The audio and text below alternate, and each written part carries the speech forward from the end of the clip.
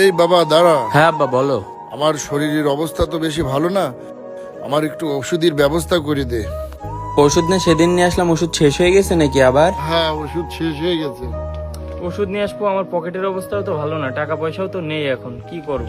আচ্ছা ঠিক আছে, তুমি প্রেসক্রিপশনটা দাও, যে দেখি কারো কাছ থেকে টাকা পয়সা ধার নিয়ে ওষুধ টষুধ কিনে নিয়ে আসা যায় কিনা। আচ্ছা ঠিক আছে, এই নে প্রেসক্রিপশনটা নে, দাও। ওষুধটা তাড়াতাড়ি নিয়ে আসিস। আচ্ছা ঠিক আছে, নিয়ে আসবানি। আচ্ছা ঠিক আছে। ভাই শুভ, হ্যাঁ বল। তুই তো জানিস আমার আব্বা অনেক দিন যাবত অসুস্থ। যে ওষুধগুলো ছিল সেগুলো শেষ হয়ে গেছে, আর আমার কাছে তো এখন টাকা পয়সাও নেই তেমন। তা তুই যদি কিছু টাকা ধার দিতিস তাহলে আব্বার জন্য ওষুধ কিনে নিয়ে যেতাম।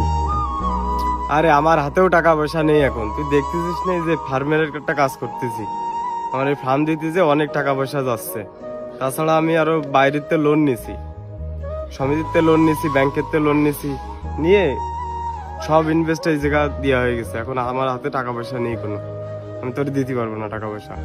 দেখ ওই ওই শিয়াবের কাছে বাসটা কি তুই দেখ। আচ্ছা ঠিক আছে, দেখি শিহাবের কাছে যে দেখি তাহলে পাওয়া যায় কিনা। ভাই শিহাব। হ্যাঁ রবি, হঠাৎ তুই আমার দোকানে, কি কোনো সমস্যা নাকি? হ্যাঁ শিহাব, তুই তো জানিস আমার আব্বা অনেক দিন ধরে অসুস্থ, এখন ওষুধ কেনার টাকা শেষ হয়ে গেছে। তা তুই যদি কিছু টাকা ধার দিতিস ওষুধ কেনার জন্য, তাই। আমার কাছে এই মুহূর্তে কোনো টাকা পয়সা নেই রে ভাই, আমার দোকানে কাজ কাম ফালা রেখে দিচ্ছি টাকার জন্য, কর্মচারীরা বসে রয়েছে, এদিকে দু তিনটে কর্মচারী বাদও দিয়ে দিচ্ছি, টাকা পয়সা নেই তাই। আর তুই দেখ কাজ কামের অবস্থা দেখ, কাজ কামই নেই দোকানে, তো টাকা কি করে দি? তুই অন্য কোনো জায়গা দেখ টাকা পাইস কিনা। দেখ কোনোভাবে যদি এই সপ্তাহের টাকা দিয়ে দিতে পারতিস তাহলে খুব ভালো হতো। আমার কাছে তো ভাই এই মুহূর্তে কোনো টাকা পয়সা নেই, তোর আমি টাকা দিয়ে হেল্প করবো, তুই অন্য কোনো জায়গা দেখ ভাই। আচ্ছা ঠিক আছে থাক, টাকা নিয়ে যখন তাহলে আর কি। কিরে বাবা, তোর হাত খালি কেন? ওষুধ আনিসনি? আব্বা, টাকা চাইতে গেছিলাম চাস্তো ভাই শুভর কাছে আর ছোট চাস্তো ভাই শিহাবের কাছে। এখন ওদের অবস্থা এত খারাপ, ওরা বললো ওদের অবস্থা এমন যে আমাদের থেকে ওদের অবস্থা খারাপ।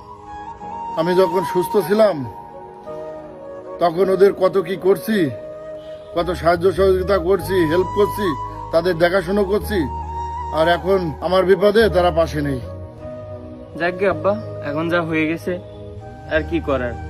এখন আমি চিন্তা ভাবনা করলাম যে আমাদের ওই সামনে যে জমিটুকু আছে ও তো লাগে না, আমরা দুজন তো এখানে ঠিকঠাক ভাবে আছি। আমি ভাবলাম যে আমাদের ওই জমিটুকু বিক্রি করে তোমার চিকিৎসা করাবো। তুমি কি বলো বাবা? এটা আমার বাপের একমাত্র শেষ সম্বল, এটা কি সম্ভব? তাছাড়া তোমার ভবিষ্যৎ আছে, এখন তুমি কি করতে চাচ্ছ?